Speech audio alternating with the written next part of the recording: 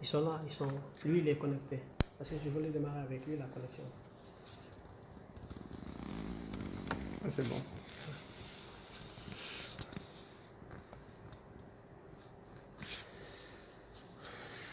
Alors.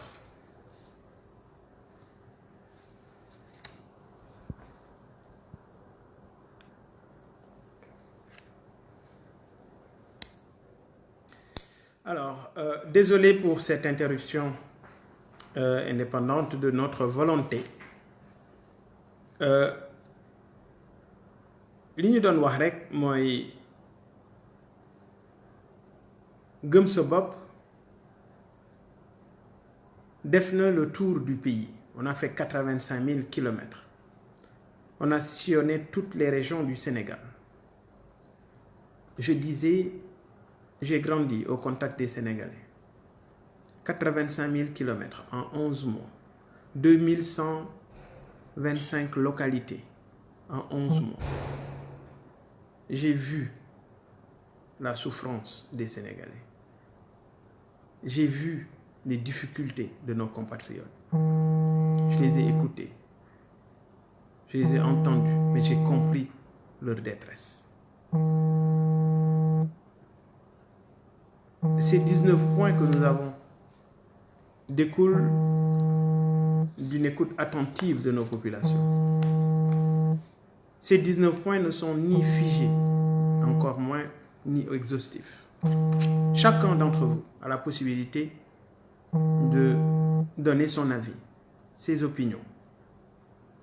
Et rassurez-vous, nous allons les prendre en considération. Sénégal benn nit du ko defar. Sénégal xaarul Messi. Sénégal xaarul kuy ñëw pour fexe Sénégal naat. Non, non, non. Il faut nous comprendre que ce pays, si on doit le faire, il faut qu'on soit unis. Ce pays a besoin de ses dignes fils. Le Sénégal a besoin d'hommes de valeur. En 58 ans après notre indépendance, on fait toujours partie de ce lot des pays les plus pauvres du monde, des plus endettés, des plus corrompus, des plus soutenus.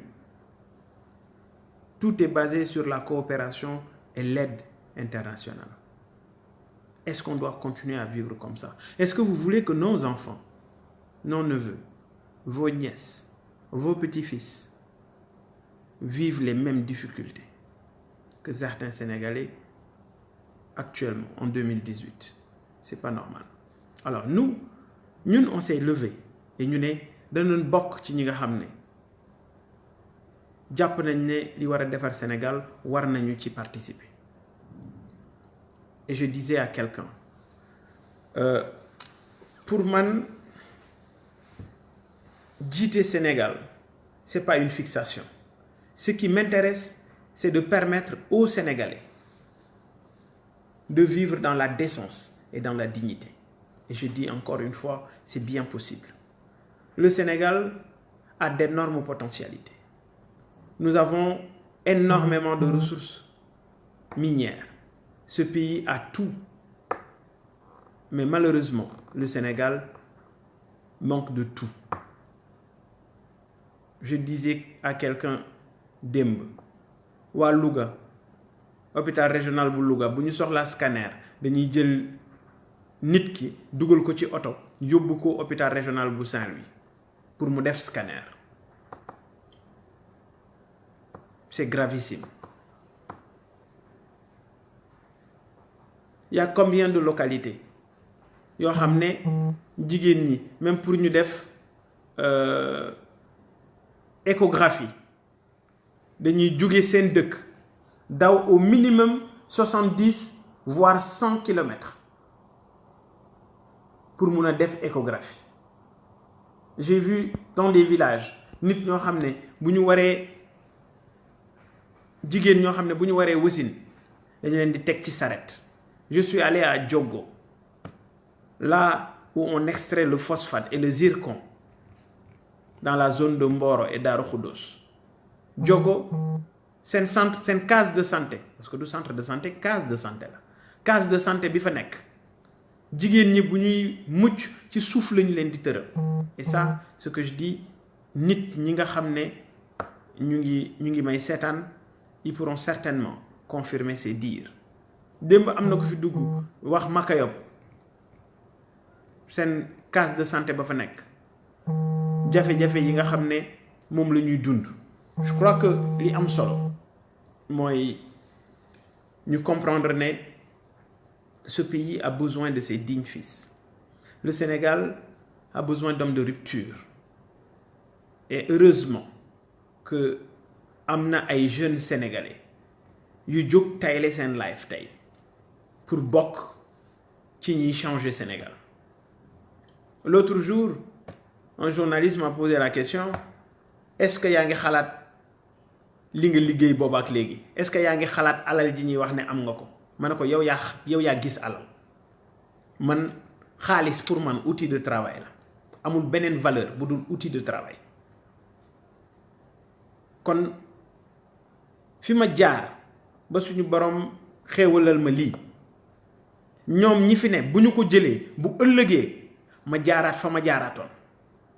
Par contre ñoom lu ñu mënoon lu nekk li ñu leen fal bu ñu ko wàccee dootuñu ko mënaat. La preuve, je donne souvent l'exemple, je dis daaw ci heure bii Cheikh Kanté da doon décanté. Lu mu doon décanté suñu alal la doon décanté. Est-ce que fi mu nekk nii mu ngi décantéetul dara, au contraire day campé.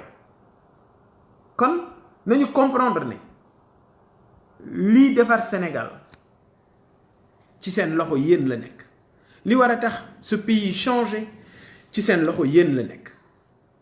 Et je suis ravi aujourd'hui d'avoir les Sénégalais du Maroc ci live bi ñuy def.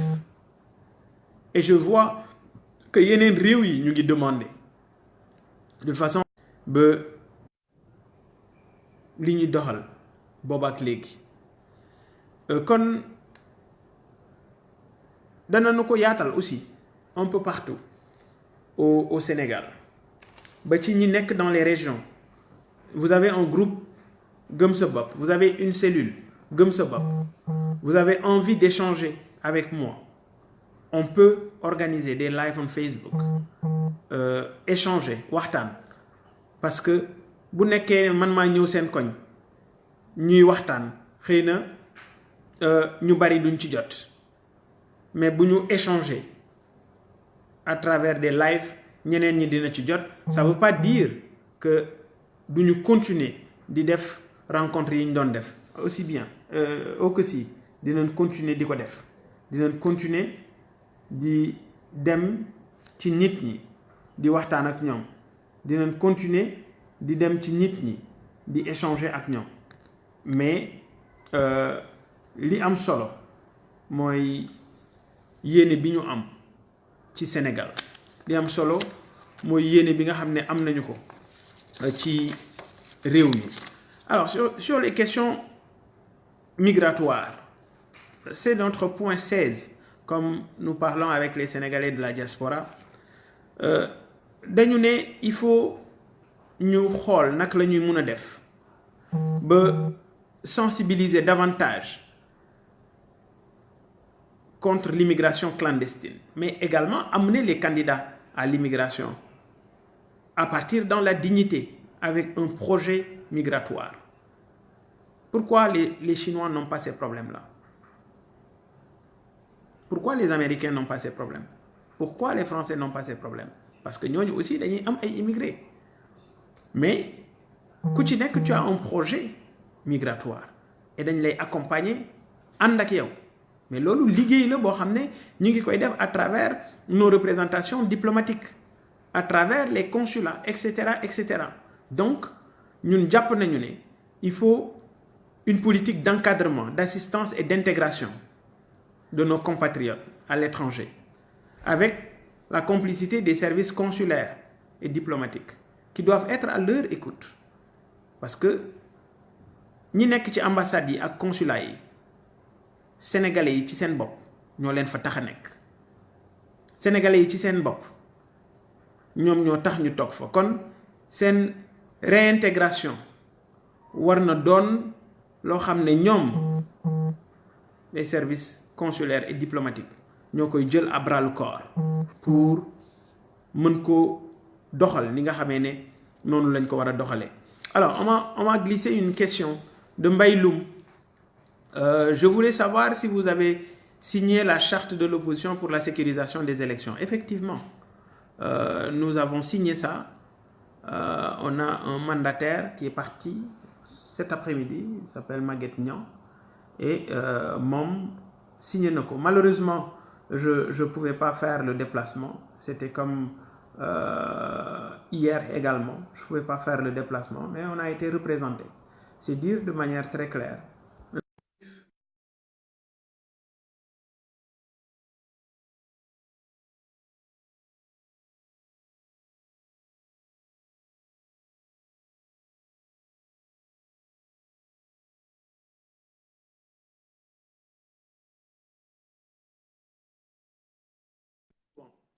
Macky Sall, il ne doit pas faire moins que Abdoulaye Wade. Macky Sall n'a pas le droit de faire moins que Abdoulaye Wade. Il doit préserver notre démocratie. Il doit conserver ou sinon renforcer les libertés démocratiques. Et le processus électoral au Sénégal a toujours servi pour les autres pays africains.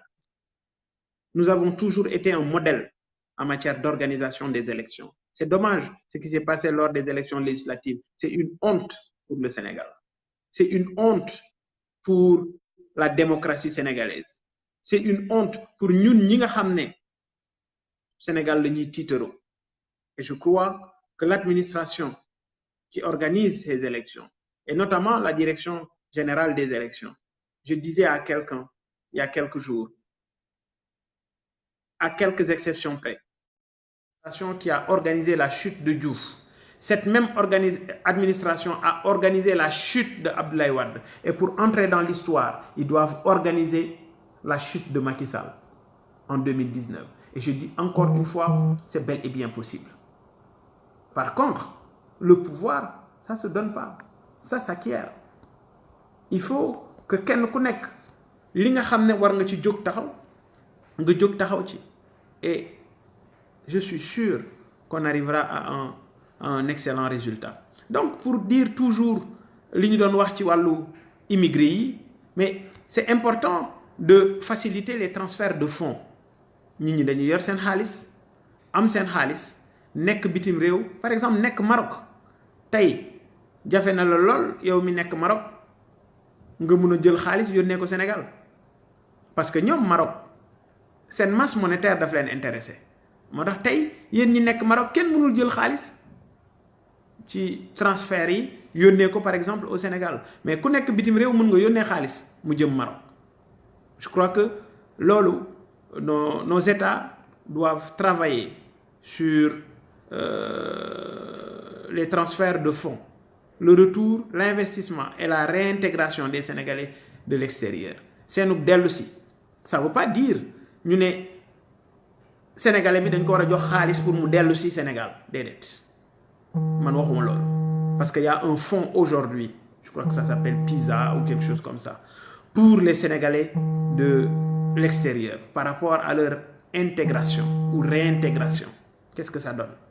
Bi bukki la bi njuur bi sàmm ñii am nañu ñii amuñu et du coup ça crée plus de frustration que de problèmes qu'ils devraient normalement régler. Donc on a dit également, on connaît l'apport de ces Sénégalais de l'extérieur, surtout les associations, les groupements de ressortissants de localités X ou Y, parce que j'ai dit qu'on doit les identifier, les encadrer, les soutenir pour leur permettre de jouer un rôle extraordinaire pour tout ce qui est édification d'infrastructures sociaux de base. Parce que infrastructures yi dafa am solo.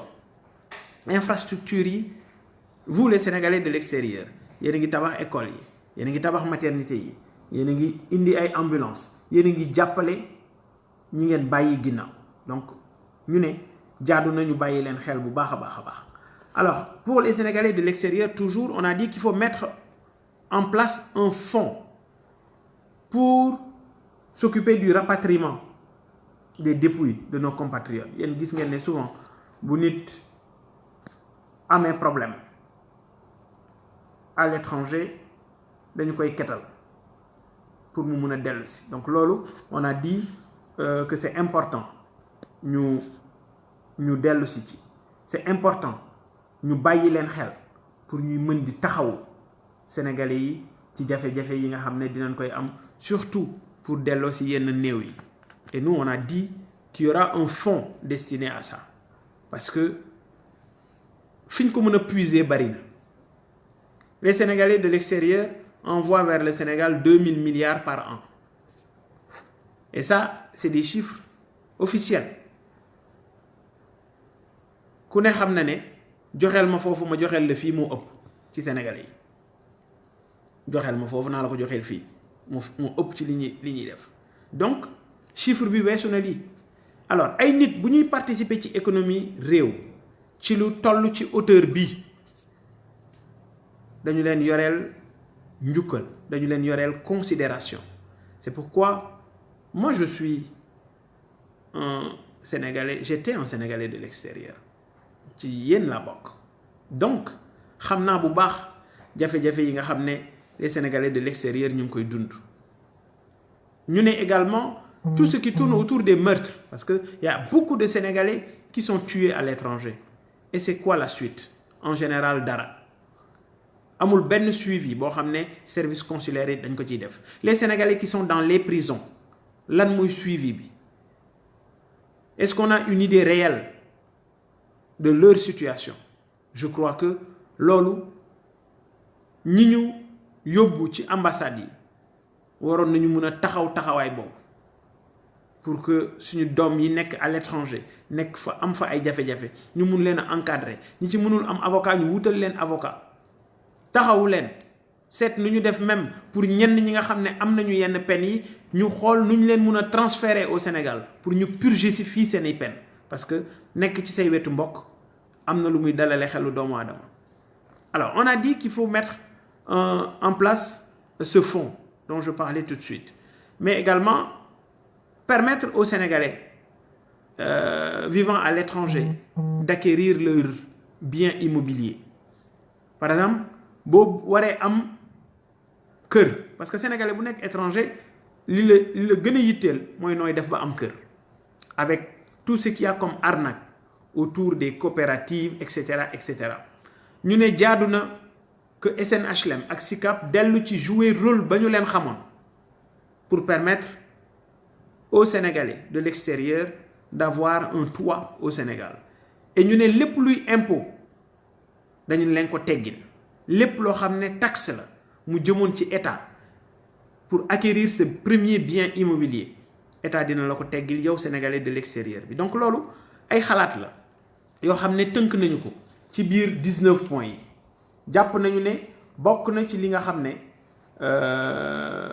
war nañu ko waxtaane bokk na ci li nga xam ne war nañu ko échanger war nañu ci échanger pour lu gën a dëgëral démocratie bu Sénégal. Comme ni ma waxoon tey on va faire 1 heure. On est toujours en train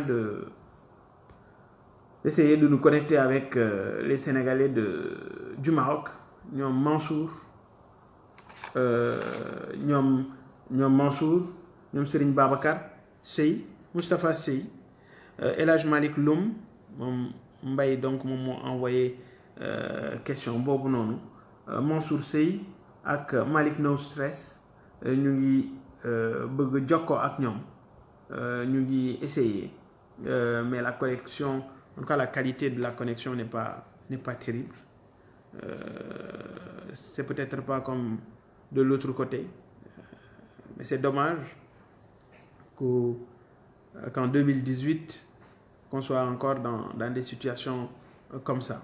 En tout cas ñu ngi rafetlu ñëpp ñi nga xam ne ñu ngi connecté wu di waxtaan ak ñun ci li ñu jàppee les points essentiels ci li ñu gis ne bokk na ci li war a mën a defar réew mi. On a parlé également effectivement de la réduction des dépenses de l'État parce que ñun dañu ne gouvernement Sénégal war nañu ko wàññi maximum ba mu nekk 20 ministres et je disais que ñiy liggéey ci suñu shadow cabinet ñiy liggéey ci gouvernement bu 2019 ni mu war a taxawee aujourd'hui ñu ngi ci maximum 17 ministres et je les encourage à travailler davantage dans ce sens. Nous avons dit également qu'il faut réduire la taille du cabinet du président de la République, surtout pour ce qui concerne les ministres conseillers. Parce que ñun jàpp nañu ne train de vie wu état bi dafa diis lool ba li ñu war a defal askan wi ñoom état bi mënuñu ko def ci ni ñu ko bëggee. Lu jëm ci wàllu avion présidentiel, ça on en a parlé, on a dit que l'avion présidentiel ñun danañu ko jaay parce que jàpp nañu ne njariñ la ci réew mi. Wax nañu ne également danañu organiser par une loi le personnel mis à la disposition du chef de l'État. Pour ñun jàpp nañu ne war nañu ko mën a organiser comme ça se passe dans les grands pays moo gën saa su ne bu nit di ñëw day indi tusi ñëwam indi balekatam indi souvent ay garde du corps am et cetera parce que ñun jàpp nañ ne réew système la et il faut un système boo xam ne ku ñëw da ngay jaar ci li système bi tëral. Je donne souvent l'exemple de Donald Trump. Il avait un Boeing 777 donc moom am na pilote am mais bi mu nekkee président de la République bi mu nekkee le président des États-Unis pilote am dootu ko dawalal. C'est fini parce que eux ils sont organisés. Alors pourquoi ñun waruñu organiser wu. Alors El Hadj Thioub pour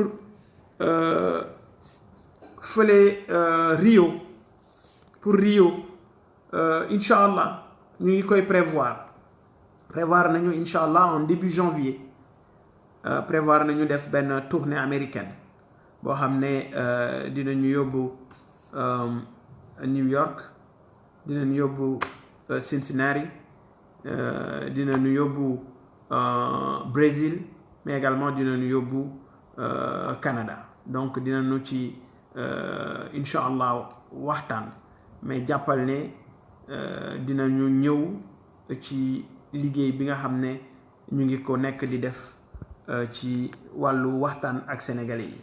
Alors réduire et réglementer les fonds politiques de la présidence, supprimer les fonds politiques au niveau de l'Assemblée nationale et au niveau de la primature. Wax nañu aussi ne HCCT dañu koy supprimer, transférer seen mission aux services compétents. Conseil économique, social et environnemental ñun waxuñu ne dañ koy dindi dañ ne dañ koy tëggaat ba ñi ñuy tànn ñu xam lan moo war a doon liggéey bi ñuy def ca conseil économique, social et environnemental. Parce que nag xam nga député yi askan wi ñoo leen di fal mais conseil économique, social et environnemental dafay nekk genre deuxième chambre et foofa yaa ngi fay yóbbu ñi nga xam ne dafa am expérience ci liggéey ci domaine bi ñu nekk et bu boobaa ñoom dañuy am un avis consultatif et souvent dinañu dimbali l'exécutif par rapport ak yenn yoo xam ne ay décisions lañu yu ñu war a jël surtout par rapport ak ay jurisprudence yoo xam ne amoon na fa ñoom wala jaaroon na ci ñoom am nañu xam-xam boobu am nañu xalaat boobu donc dina aider souvent l'exécutif. Donc conseil économique, social et environnemental on va réformer ça et réviser le mode de désignation des membres et leur rémunération. Nous allons supprimer les postes de gouverneur loolu démb même wax naa ci parce que poste de gouverneur yi dafa bokk suppression am dafa bokk ci acte 3 de la décentralisation ku ne ci yéen xam na ne gouverneur yi seen njariñ waxuñu ne amut waaye li ëpp ci liggéey bi préfet yi ak sous-préfet yi ñoom ñoo koy def toujours dans le sens de réduire le train de vie de l'État dañu ne ambassades yi am na si je ne me trompe à peu près 57 représentations diplomatiques ñu ne ces représentations diplomatiques nous allons fermer une bonne partie parce que ay dépenses yu bari la danañu ko repenser waat xool barab yi nga xam ne Sénégalais yi am nañu ba taxawu leen. wax nañu aussi ne salaires yi ñuy jox jabaru ambassadeurs yi ñun dañu koy dindi parce que jàpp nañ ne luy sonnal état bu Sénégal dépense du tout et loolu danañ ci bàyyi xel. Supprimer les missions inutiles, les dépenses. On a dit également Assemblée nationale danañ ko réduire à 80 députés. 80 députés. Parce que jàpp nañ ne 160, c'est énorme. Nous avons 45 départements. Donc 80 députés, y compris la diaspora. Revoir et corriger le système de gratuité.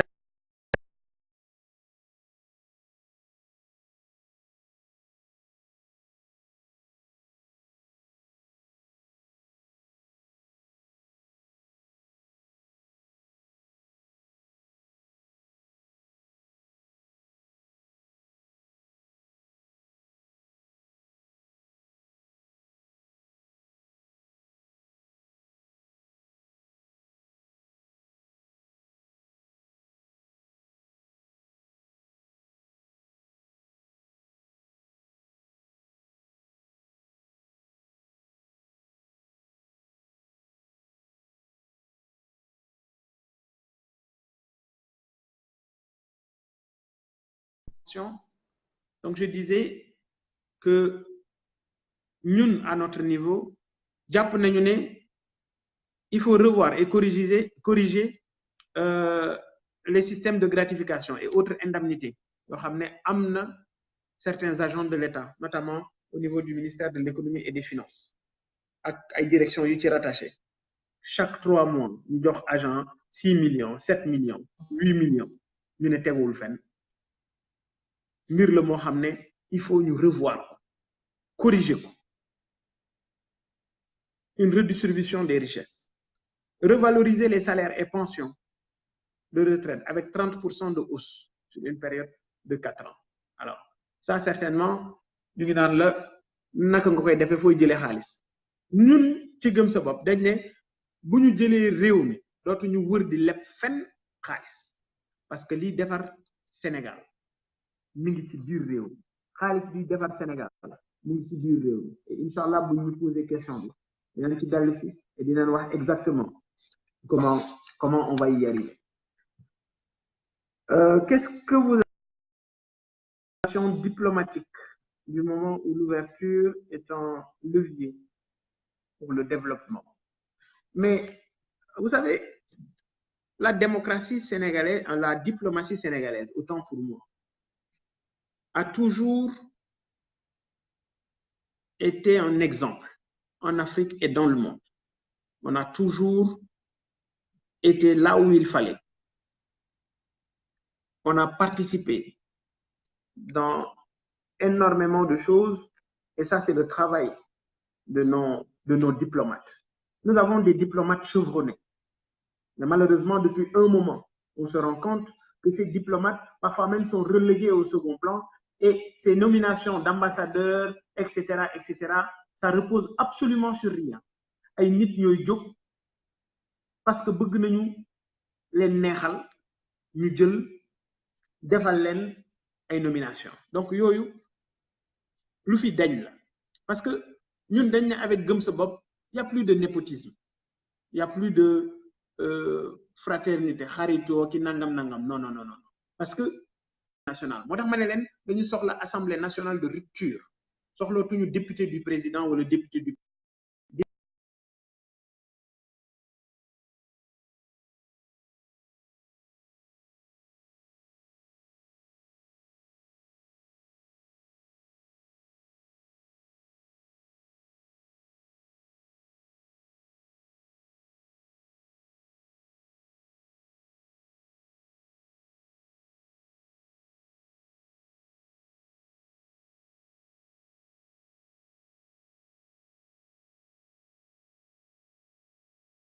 il faut mu delluwaat redorer blason bi nga xam ne moom la ñu doon xaar ci moom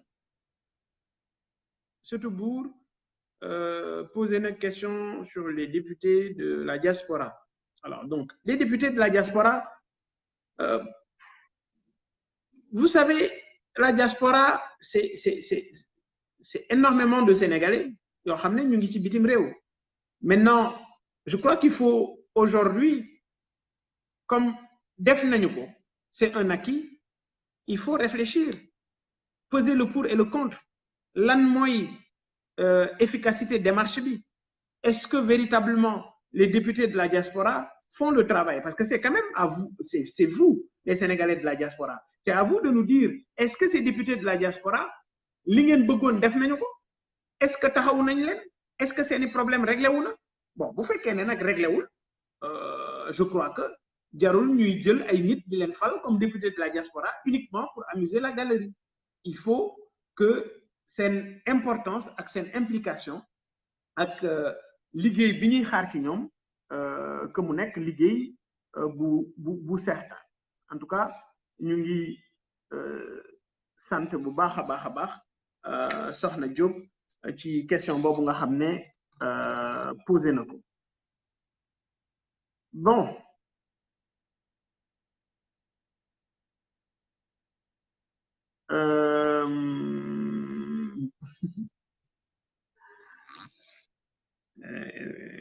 le problème du foncier au Sénégal. Alors, El Hadj Thioub, est-ce que bu ma nekkee président au Sénégal dina nous régler le problème du foncier? Vous savez, El Hadj, le 4e point de notre programme renvoie exactement à ces problèmes fonciers. On a dit qu'il nous faut combattre la spéculation foncière. Et il faut faire en sorte que, surtout en milieu rural, ñi nga xam ne dañu am seen ay suuf ñu nangu ko seen suuf yooyu ñu delloo leen ko. C'est important. Il faut ñu delloo leen ko. Et on a dit dans certaines localités réformer le foncier pour moderniser l'exploitation des ressources naturelles tout en préservant les droits légitimes des paysans. C'est important parce que bari na ci ay gox yoo xam ne pour exploiter les ressources minières dañuy nangu toolu baykat yi te duñu leen ko delloo. Ci yenn gox yi ñeneen dañuy ñëw jël wala ñu jox leen toolu baykat yi te nangu wutaluñu leen beneen solution. On a dit également qu'on va poursuivre l'audit foncier, notamment dans les régions de Dakar, de Thiès. Il y a des cas qu'il faut gérer. Diamniadio, la distribution des terres à Diamniadio. Ça, il faut remettre ça sur la table. La distribution des terres à Dias, il faut remettre ça sur la table. Dag Kholpa, gare routière pompier, le VOR au niveau de l'aéroport Léopold Sédar Senghor. Daggat nañu terrain yëpp jaay nañ ko. Daggat nañu suuf si nekkoon wetu aéroport yëpp jaay ko, précipité déplacement au aéroport bi parce que uniquement dañu bëggoon jaay suuf si wër aéroport. Je trouve ça désolant. Et loolu, c'est pourquoi nous, on a décidé même de rouvrir l'aéroport Léopold Sédar Senghor.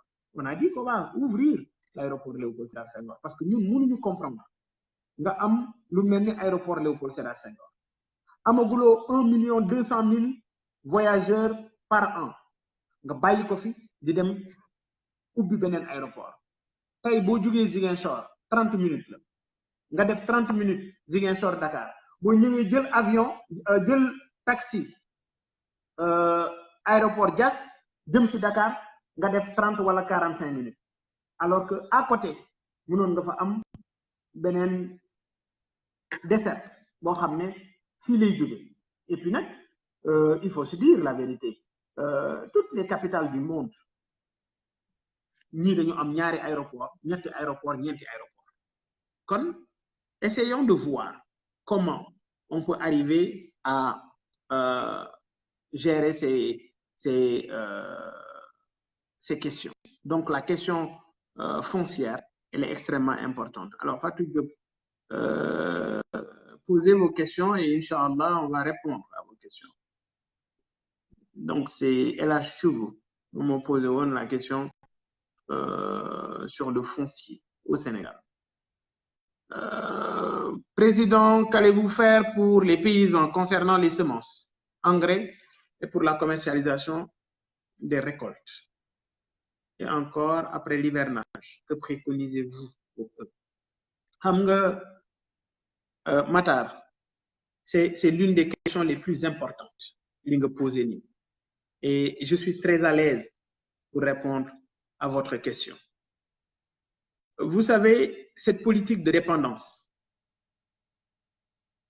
initiée par le système a fini par transformer nos agriculteurs à des mendiants, ay nit ñuy talal loxo ñuy yalwaan may ma engrais may ma jiw bu ma bayee ba noppi ma ñëw sarxu pour nga jëndal ma suma récolte. Je dis, c'est une catastrophe. Et tant que le cultivateur, on ne se battra pas pour changer son statut et en faire un producteur agricole, un entrepreneur agricole, Daba ak Hilaire du loolu moom Matar. Parlons un peu de mbayum soble. Nañu wax mbayum. Idem pour pomme de terre. Fexe nañu ba même semence bi pomme de terre bi ñoom ñooy jaay semence bi. Semence bi bu ñu ko jaayee yenn baykat yi boo bayee pomme de terre sa pomme de terre day def 2 mois nëpp pour ñoom pomme de terre ba ñuy produire ñu mën ko écouler normalement ci marché bi. Tabaski bii weesu moo ci mujj. Tabaski bii weesu soble dem na pomme de terre dem na ba kilo 15 000 francs. am na ñoo xam ne tabaski bii mujj dem nañu seeni dëkk te yóbbuwuñu pomme de terre. Alors ñan ñooy décider lool? Ce sont nos dirigeants. Ces dirigeants ñun ñoo leen fal. Et tant que ñu ngi nekk ci logique gu li ñu soxla dañu koy dem wuti bitim réew, on sera toujours dans cette situation-là. Vous avez parlé également de comment faire pour cultiver 12 sur 12. Mais c'est très simple. Il y a un projet qui me tient à cœur. Nous avons un projet, nous allons ressusciter le canal du Cayor. Et canal du Cayor, bon, lu tax mu nekk man ité pour moi. Parce que canal du Cayor, bu jógee Kër Momar Sarr dina jaar Cayor, parce que zone Ñambur la loolu nekk. Dana jaar Kajoor, dana jaar Bawol, dana dem ba Saloum. Parce que c'est 395 km, large de 5 mètres, avec une profondeur d'1,50 m.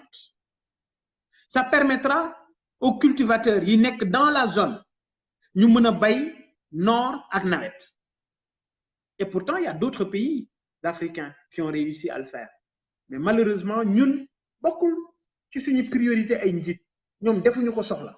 Motax 1960 ak légui goné yi dëkk Kajoor bu nawet bi ñëwé bu ñu bayé ba nopi fileeg janvier dañuy takkat seen bagage ñëw Dakar di ambulant lañu yor yépp buñ ko gaddo boko wañé matul 5000 francs parce que dañuy daan seen doolé ils se disent duñu teud duñu lifin il faut ñu gorgor. Donc encore une fois day delu ci rek ci lima waxul sank il faut qu'on arrive à permettre aux Sénégalais lambda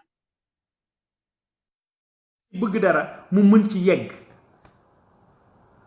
Donc man gëwuma financement yi ñuy naxé ndaw.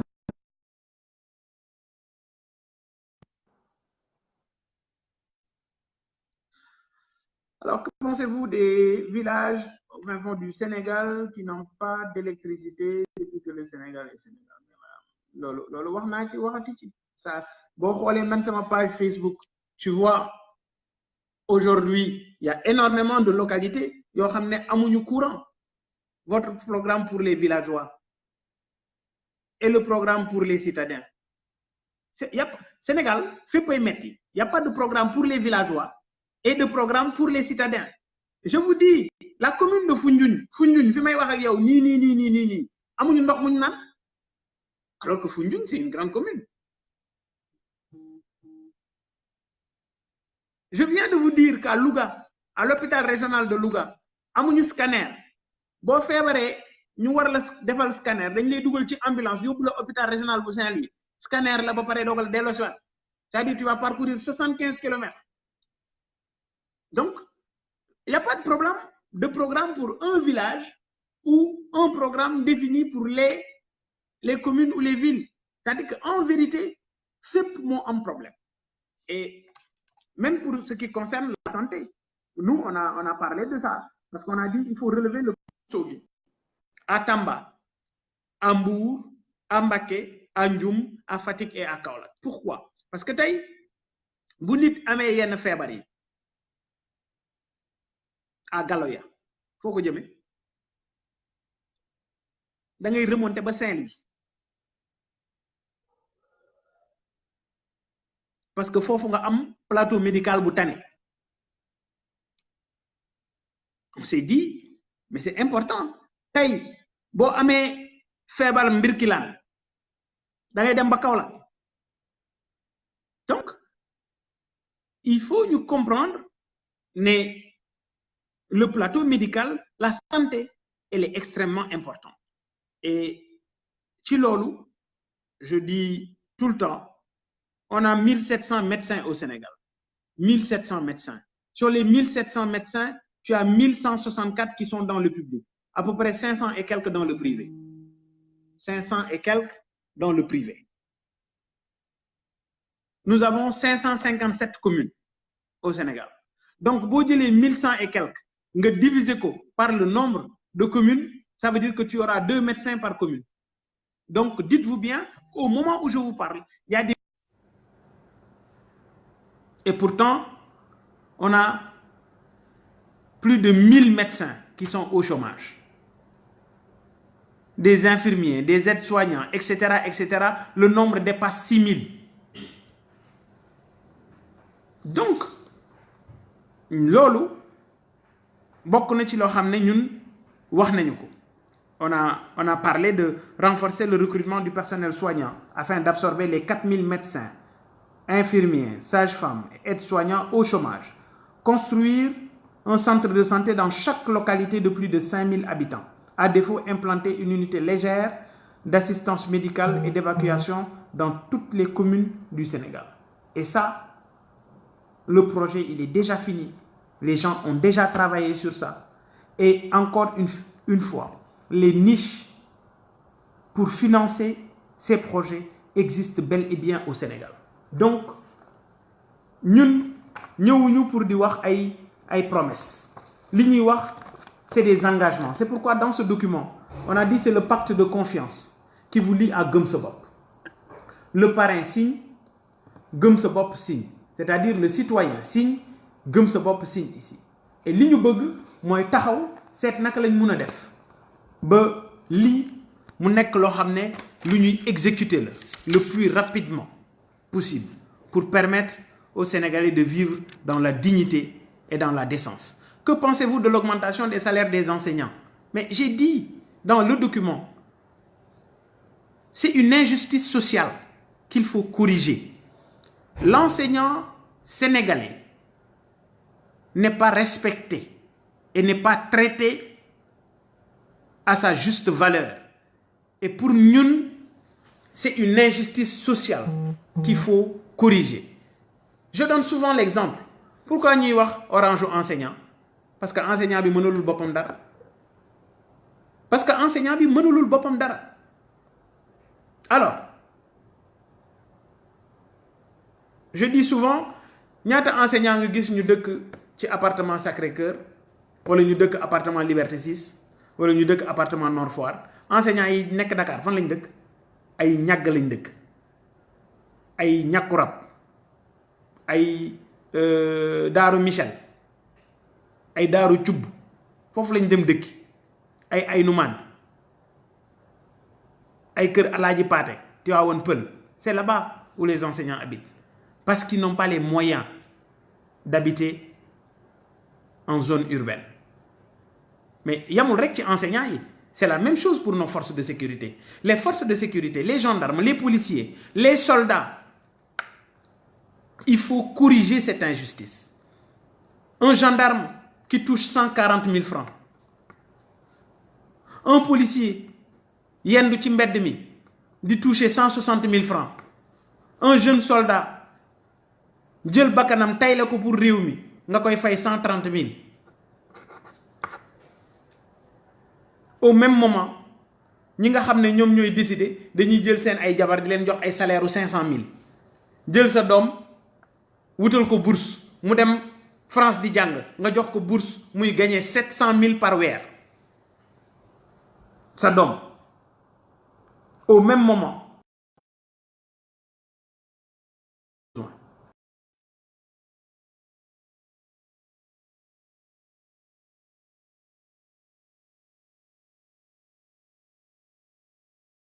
ambulant. Mais ça c'est